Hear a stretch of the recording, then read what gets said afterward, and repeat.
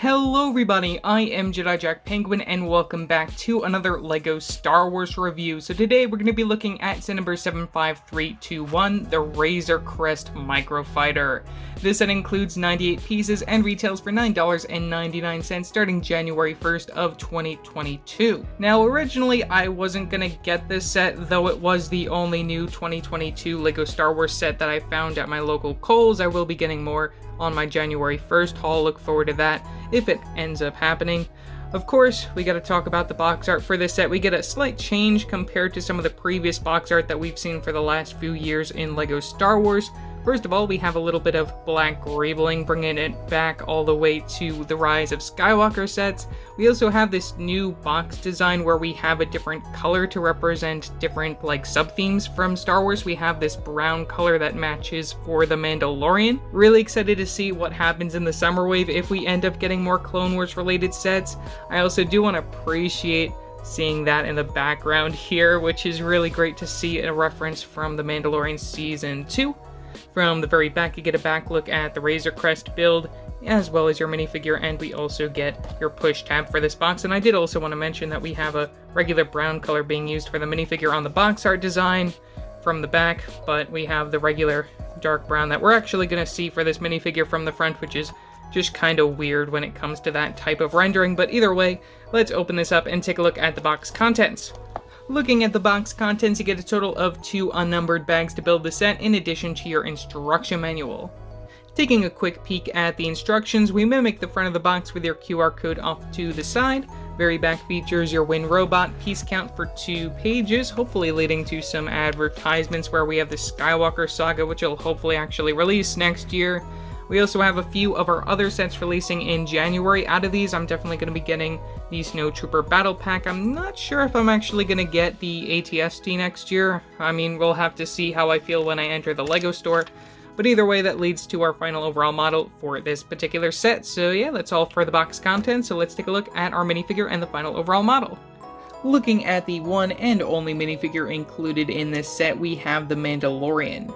Now, this version of Mando is not exclusive, also coming within the Mandalorian Forge set from 2021. We get the same exact leg, torso, and arm printing that we're going to see from the summer wave of 2021, though I do have to appreciate getting those arm prints within a $10 set like this, so no doubt you'll be able to get this figure somehow if you want him. He comes in so many sets by now. Really love a lot of the shiny printing on this figure. We get a gun for the accessory there, and for the under the neck accessory we get the sole reason why this figure is exclusive, that gunmetal gray jetpack piece. I'm not gonna take that off because you guys all know what this figure looks like by now. Same thing goes for under the helmet. We get that plain black facial expression. Hopefully over the summer they update that, and then the helmet should be the same from way back in January. Looking at the final overall model for the Razor Crest Microfighter, I think it turned out alright. There are a few things that I do have to minorly complain about, especially from the very front. I don't really like how that looks, though I actually like these stud shooters a lot better than the ones that we had way back in the day.